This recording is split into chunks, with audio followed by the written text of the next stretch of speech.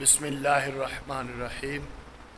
حضرت عبداللہ بن عمر رضی اللہ تعالی عنہ، آپ کا ایک خوبصورت واقعہ کہ آپ کے بہت زیادہ غلام تھے، اور جو بھی آپ کو اچھے طریقے سے نماز پڑھتے ہوئے دکھائی دیتا تو حضرت عبداللہ بن عمر رضی اللہ تعالی عنہ اس کو آزاد کر دیتے۔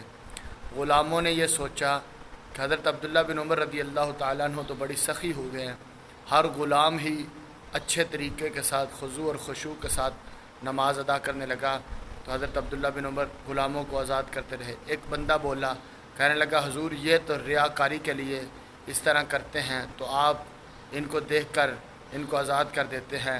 تو فرمایا یہ آپ کو دھوکہ دے رہے ہیں۔ تو آپ نے فرمایا اگر یہ مجھے دھوکہ دیں گے تو اللہ کی محبت مجھ پر غالب ہوگی، اگر یہ مجھے دھوکہ نہ دیں تو اللہ کی محبت کو کیسے پاؤں گا۔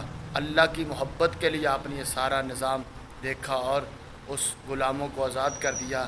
یہ تھی اللہ کی محبت۔ ہم سب کو بھی اللہ تعالیٰ اپنی محبت عطا فرمائے۔